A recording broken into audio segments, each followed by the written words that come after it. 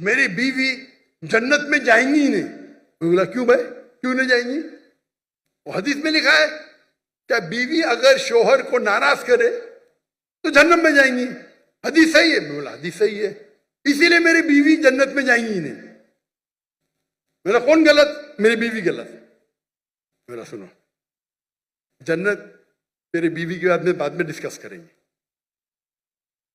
قرآن میں لکھا ہوا ہے کہ جنت جانے کے لیے 4 چیز چاہیے. ایمان والعصر, پوری تفصیل نہیں دوں گا, وقت جائے گا.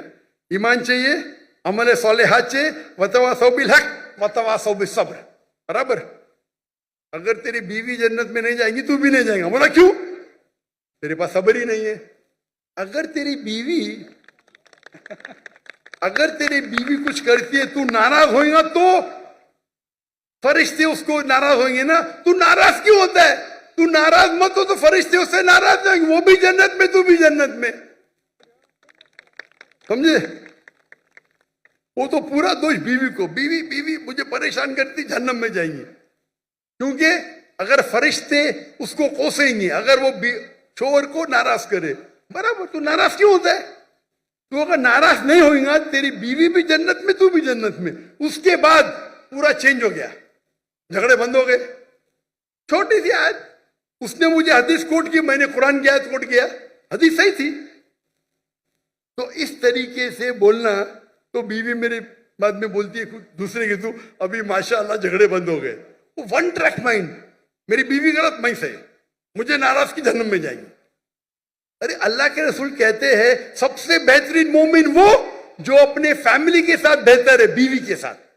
آدھی حدیث کوٹ کرتے, اپنے فائدے کی حدیث کوٹ کرتے. یہی تو پرابلم ہے معاشرے میں. آپ تقریر میں علماء کو صرف سنیں گے ون سائیڈڈ حدیث. کتنا اچھے سے حل ہو گیا. پرابلم میں یو آر شارٹ ٹیمپرڈ. تم ناراض ہوتے اس لیے پرابلم ہے. تم ناراض ہو نا, آرام سے بیٹھو, میں قل واللہ پڑھو, سورہ فاتحہ پڑھو, ناراضی چلے گا. شیطان تم میں. تم بیوی کی بات کرتے, شیطان تم کو جہنم لے کے جا رہا ہے بیوی کے ساتھ. تو اس طریقے سے کاؤنسلنگ کرو, پرابلم ہی سالو. لیکن افسوس کی بات ہے میں بس کاؤنسلر نہیں ہے, میں بہت کم کرتا تھا بیکاز ٹائم کی قلت ہے. سب تو نہیں کر سکتے نا, تو کبھی کبھی موقع مل جاتا ہے.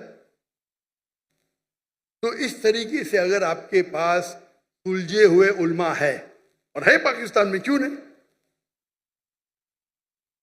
جو معاشرے کو جانتے ہیں, جو ایک حدیث کے بدلے دوسرے حدیث کوٹ کرے اور سمجھائے, تو میرے نزدیک یہ جو آپ کے پرابلم میں پیڈوفیلیا ہے یا ڈومیسٹک وائلنس ہے, اسلام اس کو آرام سے دور کر سکتا ہے.